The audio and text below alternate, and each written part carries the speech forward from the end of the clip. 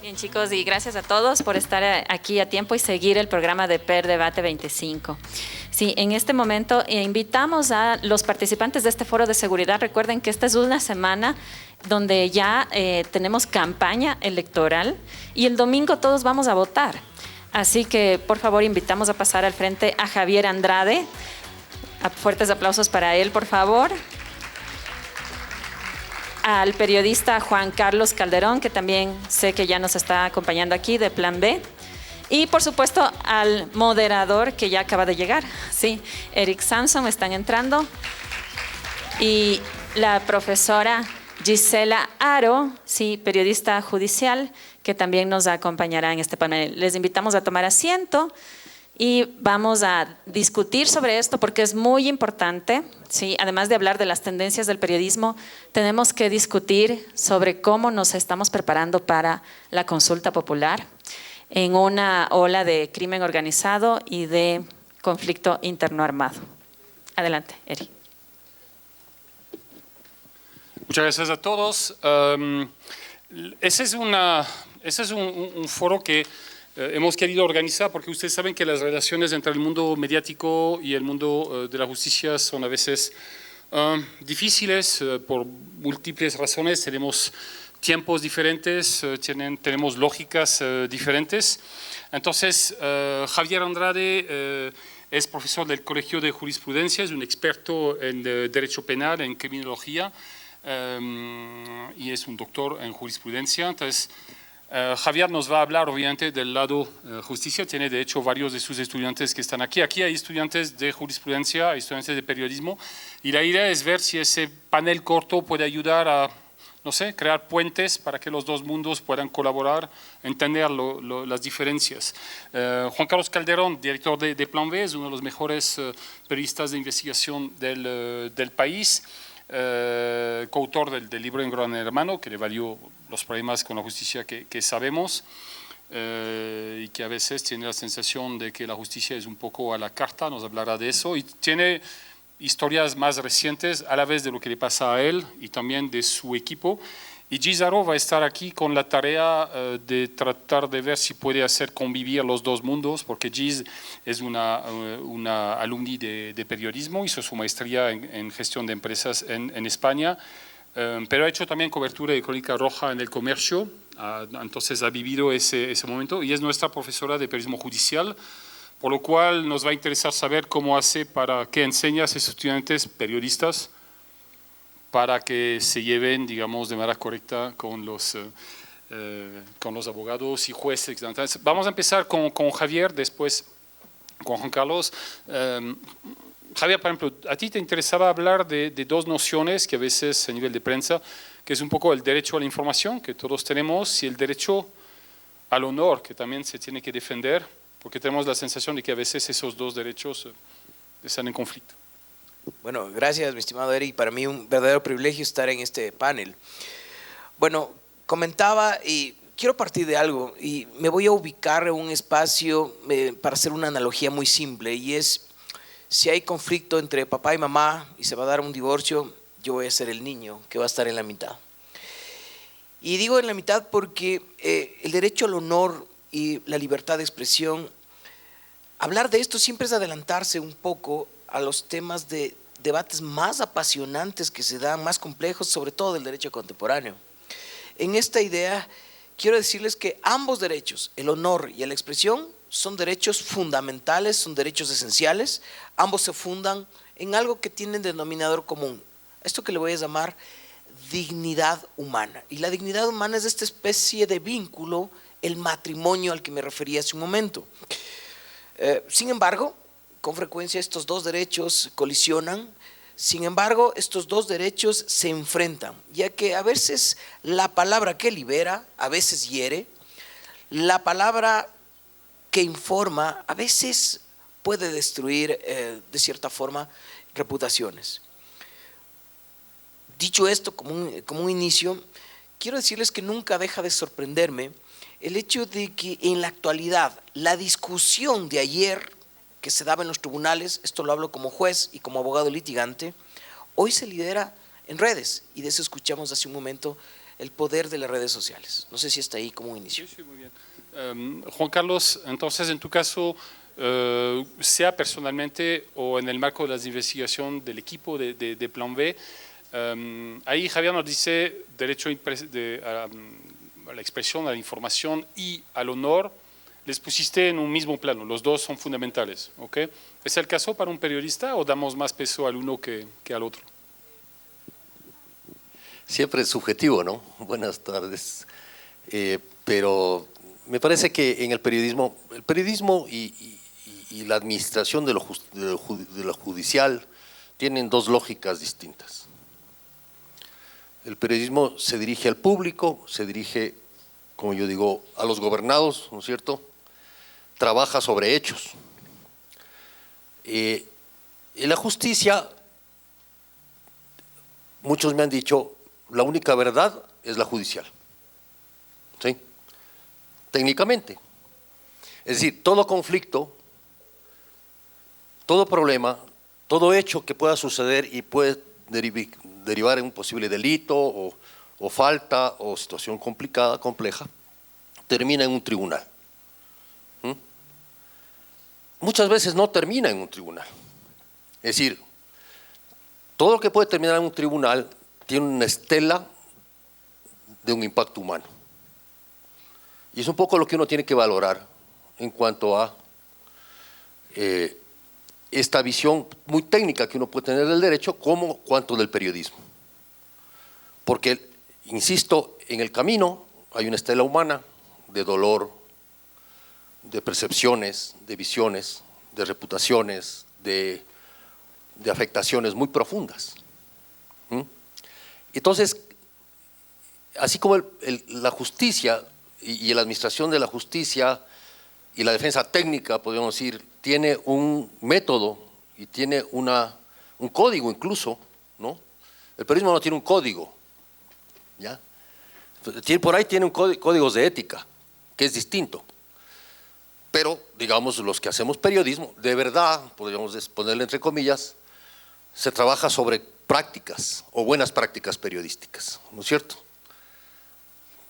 Contrastar todo lo que uno tiene que hacer el camino, y investigación es más. Entonces, en ese camino se encuentran reputaciones porque en general el periodismo de investigación es algo que publica cuando alguien no quiere que publiques, ¿sí? Publicas algo que alguien quiere que permanezca oculto, es la definición clásica. Y ese alguien que quiere que permanezca oculto, por lo general tiene poder o representa el poder. Cualquier poder, ponle presidente, ponle Iglesia Católica, ponle Sindicato de Choferes del Ecuador, ¿no es cierto? CONAIE. Es un tipo de poder que tienes, una representación de un poder.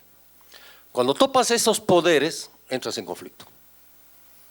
Y ha habido presidentes que te han dicho, ¿ustedes con qué derecho? ¿Quiénes son ustedes? ¿No? Que nos decían.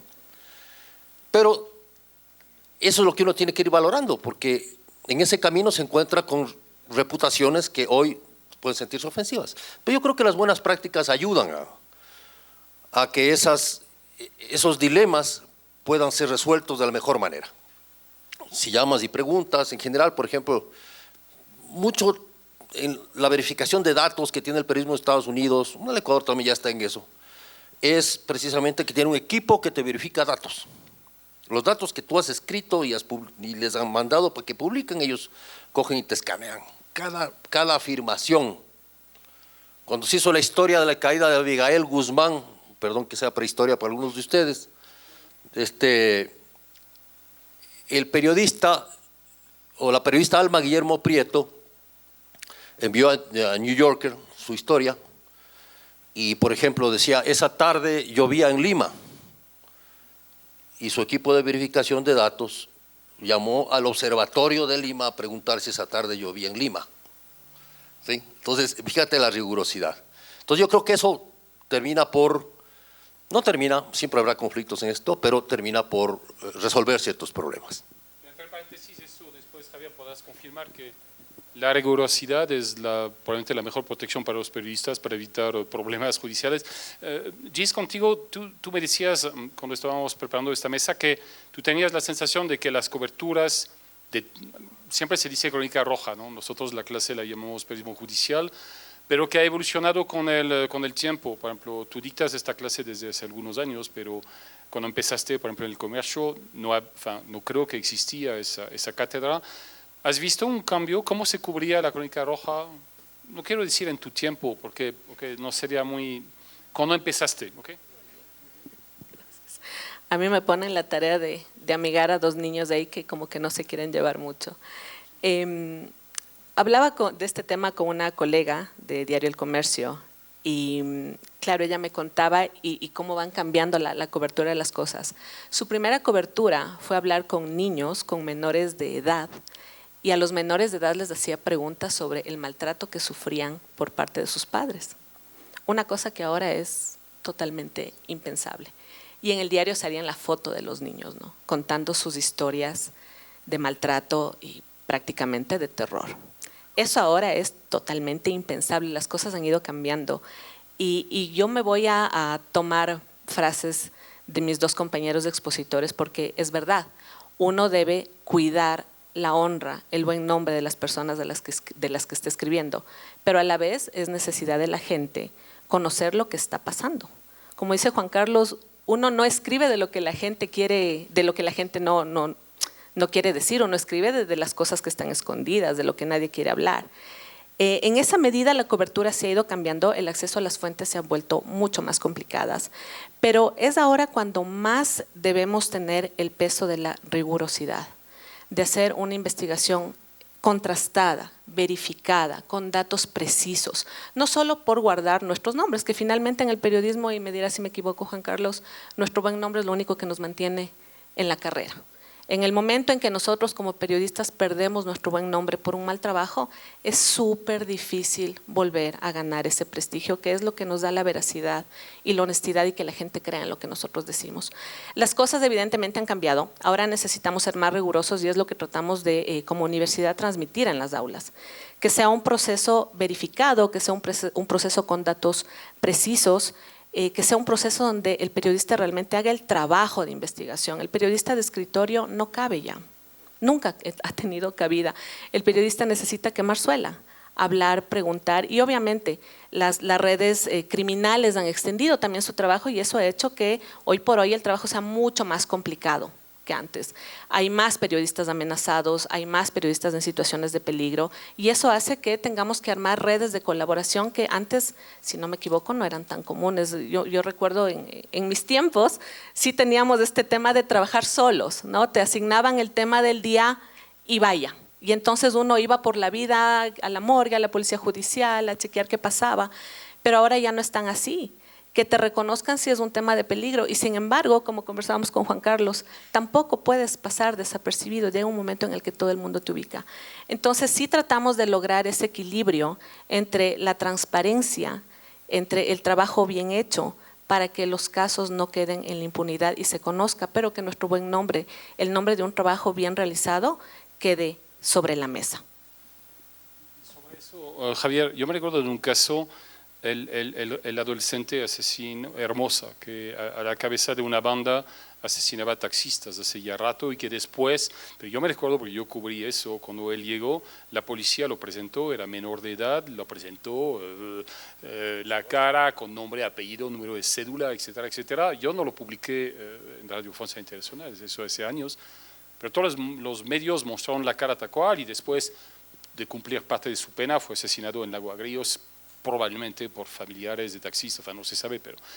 Entonces ahí es como defender el honor, era un menor de edad que había hecho cosas terribles, pero igual era menor de edad. ¿Cómo hacemos eso si la propia policía te lo muestra frente a cámara? Supongo que las cosas ya han cambiado, ¿no? Pero ¿cómo has visto tú esa evolución en ese, por ejemplo, en ese tipo de casos? Gracias. Yo creo que, a ver, hay que partir de algo que me parece que es lo más simple para poder desarrollar varias ideas alrededor de. Primero quiero contarles que como anécdota, siempre, bueno, cuando he tenido la oportunidad de trabajar con comunicadores o periodistas, ellos han sido honestos en decirme, eres abogado. Y lidiar con abogados penalistas, hablando de mi prestigio profesional, tiene también ciertas ambigüedades. La confianza que puedo generar, ¿no es cierto? Igual que el periodista puede generarla a través de información, pero básicamente partimos de la duda. Y digo de la duda, vuelvo a ponerme en el sitio de la analogía que les planteé hace un momento, y es que cuando me pongo en la duda es, ¿el periodista está grabando, captando toda la información que digo para que sea usada en mi contra? El periodista seguramente piensa, todo lo que yo diga tal vez él jurídicamente va a ser usado en mi contra. Entonces aquí quiero partir de esta parte muy elemental, y es que, ¿qué es el honor? Debemos entender al honor como esta reputación, como este sentido de valor que se le atribuye a una persona sobre sí misma o lo que las personas piensan de él.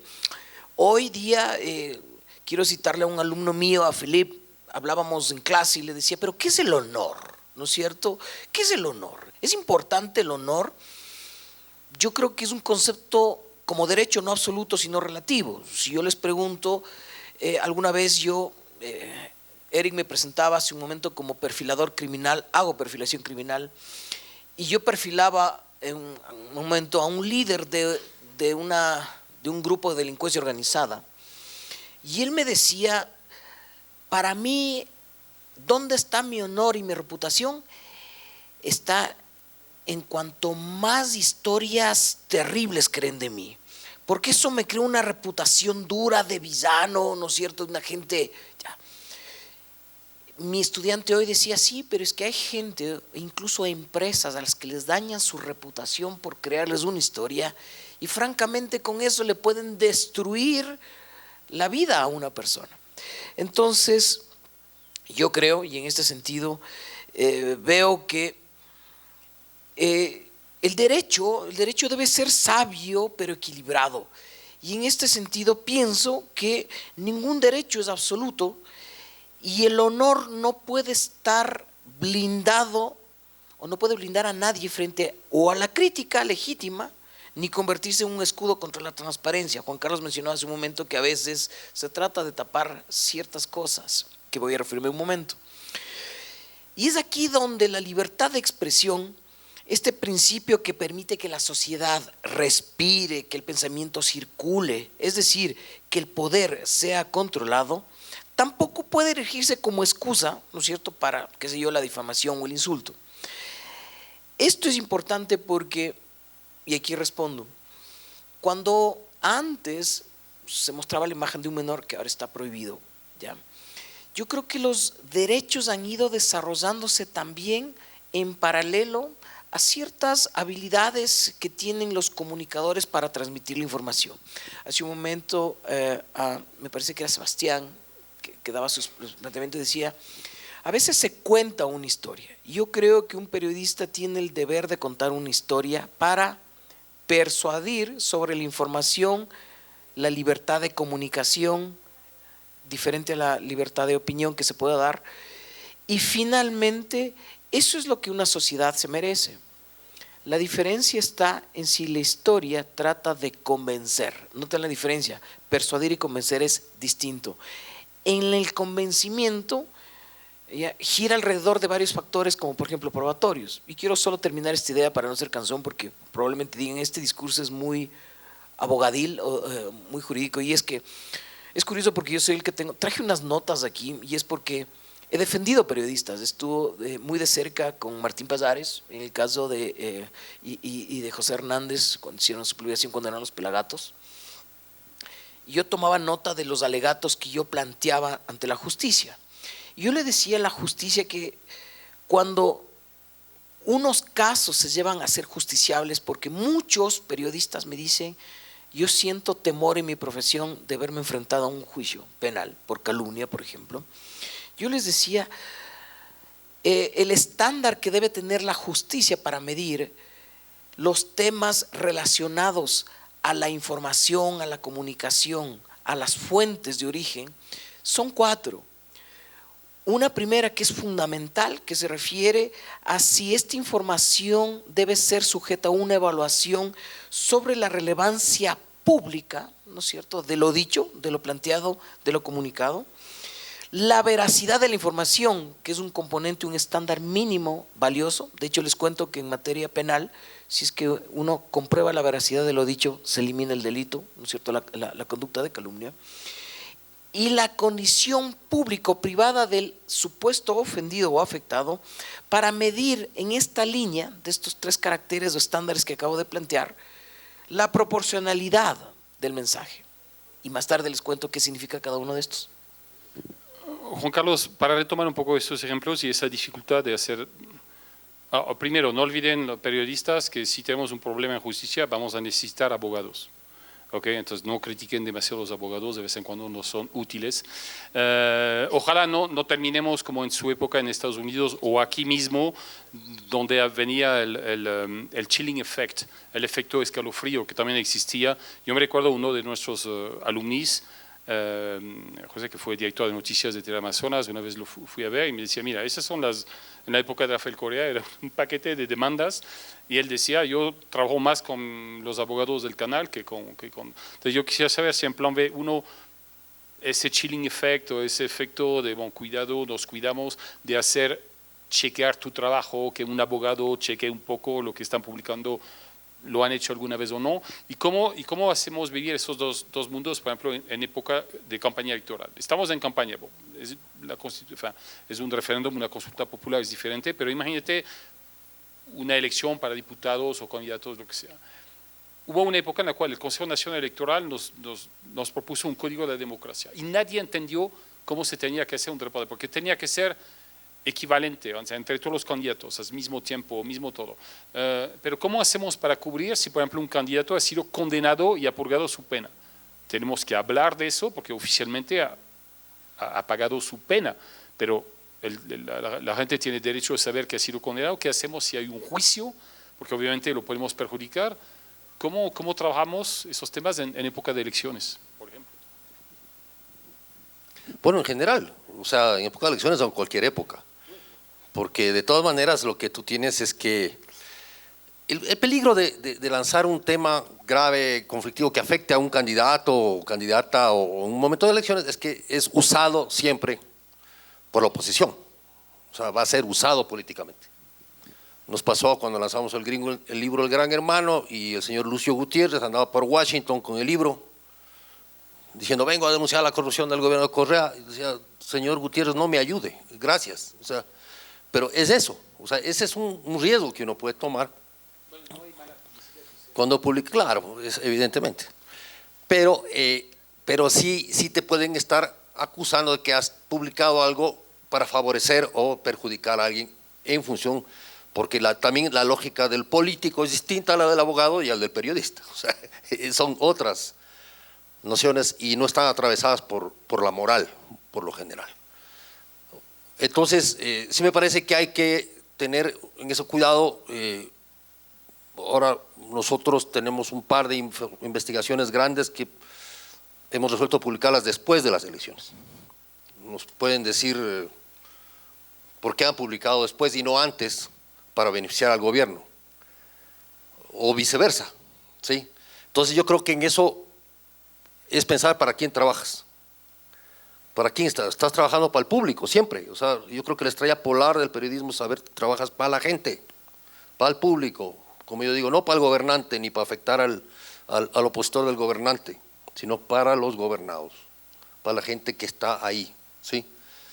Y entonces uno tiene que saber que hay temas que pueden perdurar y que pueden afectar a cierta parte de la opinión pública en ciertos casos. Y puede ser usado. Hay un factor fundamental, porque estamos hablando de quizá de unas prácticas periodísticas muy tradicionales, incluso también judicialmente tradicionales.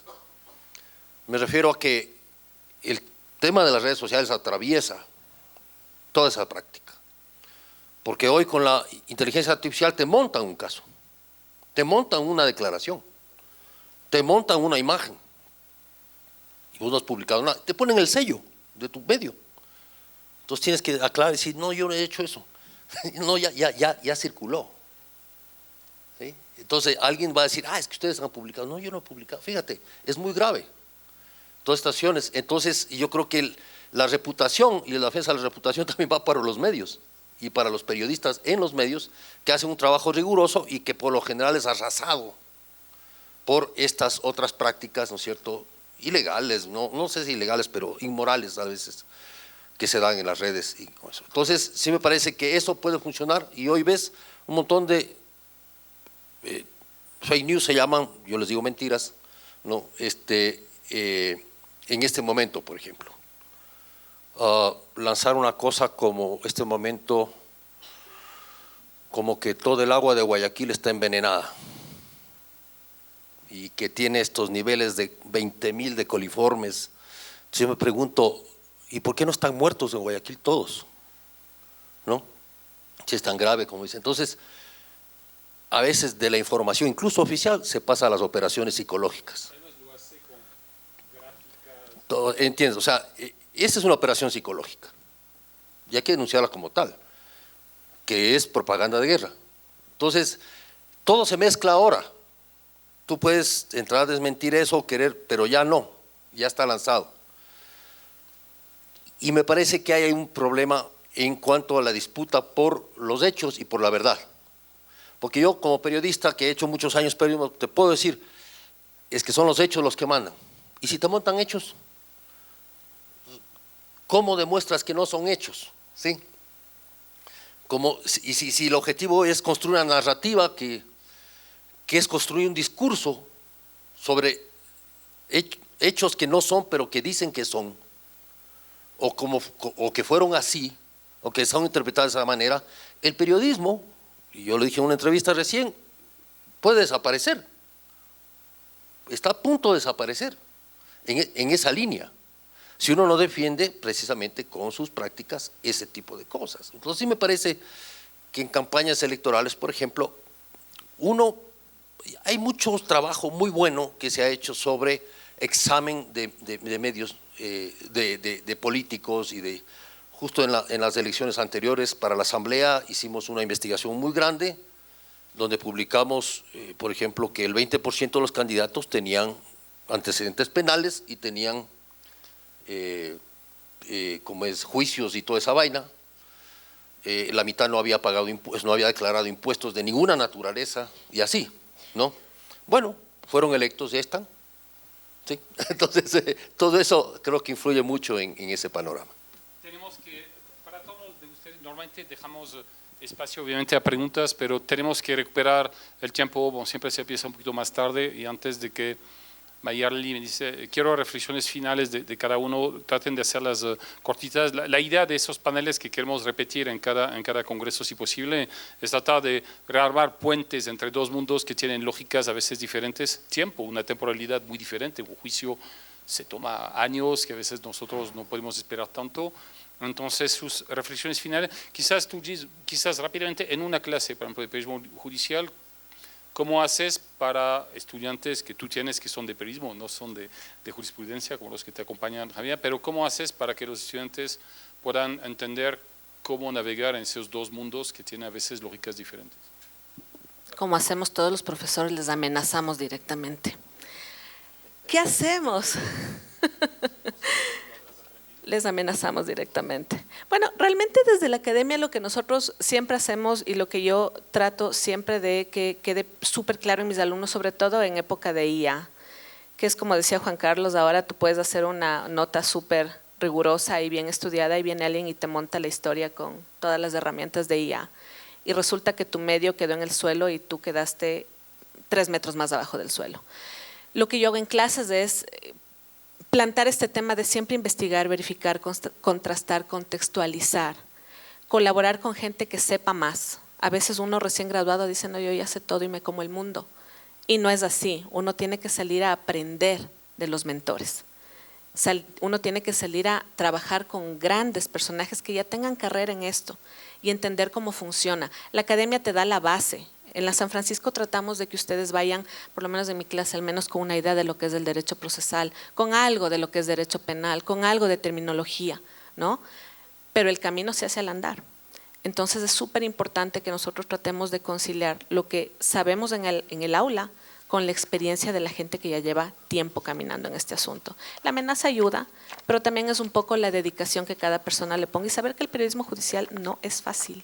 No es fácil, hay una gran variedad de campos en periodismo, pero el judicial y el político quizás son de los más densos y difíciles y para los que hay que profesionalizarse, entender terminología, entender todos los entramajes del tema legal y entender que también la gente tiene derecho a saber, pero a saber información investigada, contrastada y contextualizada. Y tú, Javier, para tus estudiantes que están acá, ¿qué saben del mundo periodístico, de las lógicas, de la temporalidad, etcétera? Porque nosotros tratamos en esa clase de periodismo judicial de dar bases procesales, no formamos abogados, pero digamos, para que tengan una idea de lo que se puede publicar, cuándo.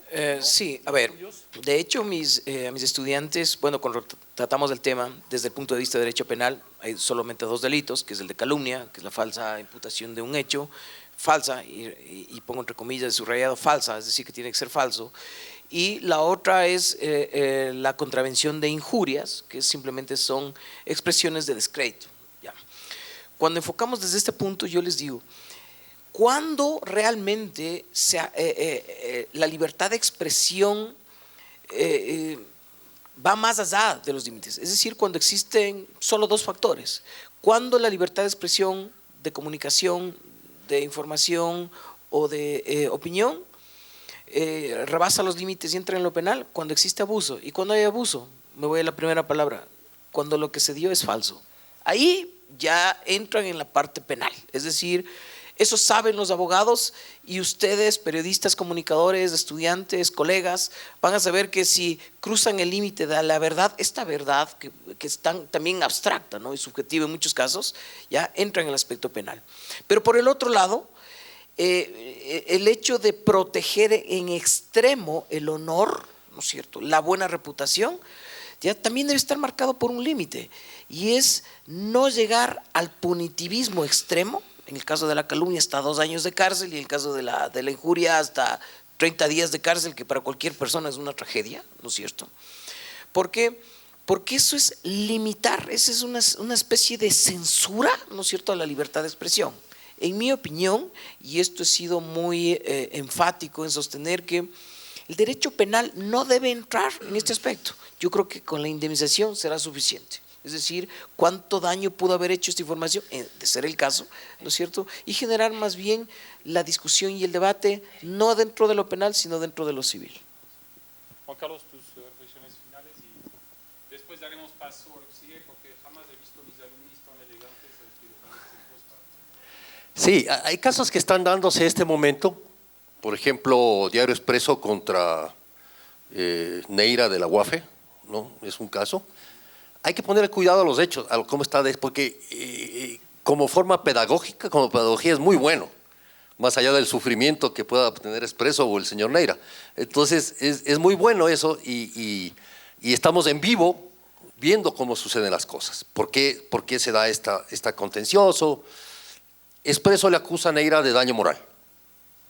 El daño moral, que a mí me acusó Correa y a Cristian Zurita, y nos pidió una indemnización de $10 millones. No sé si sea suficiente. Entonces, pero, y fuimos, fuimos sentenciados en primera instancia a pagar solo $1 millón cada uno. Pero el presidente retiró la demanda, ¿no? Entonces, y nos tocó gastarnos lo que habíamos ahorrado.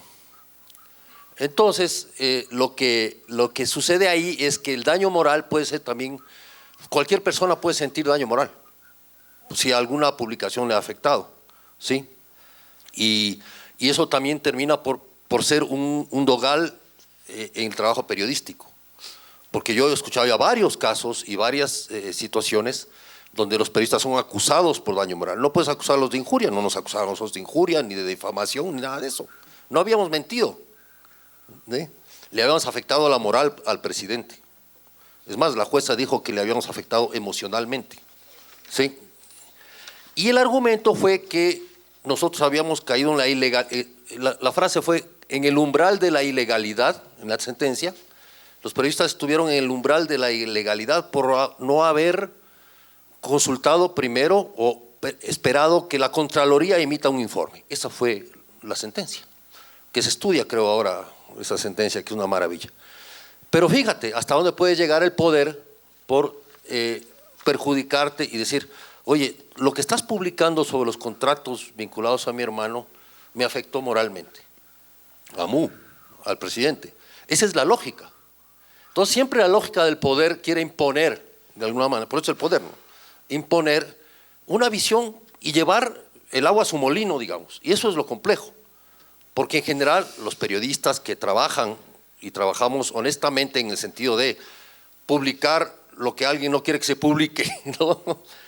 Y publicarlo con absoluta buenas prácticas y rigurosidad, nos sentimos en desventaja, en profunda desventaja.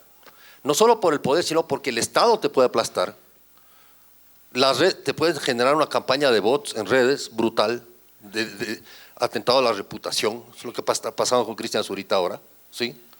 Un ataque brutal a su reputación, un asesinato de imagen, así se llama, y esas cosas pueden pasar. Entonces, por eso digo siempre que el periodismo es un oficio de riesgo. Muchas gracias. Bueno, gracias a nuestros panelistas. Sí, tenemos que terminar porque si no nuestros alumnos nos van a atacar por daño moral, por no sé qué, aparentemente es factible. Para todos los colegas que vinieron de provincias, de zonas que son calientes, de Machala, de Manabí, de Quevedo, si tienen preguntas para nuestros panelistas, van a estar aquí, van a salir, aprovechen también si quieren hablar con ellos. Y ahorita sí, adelante.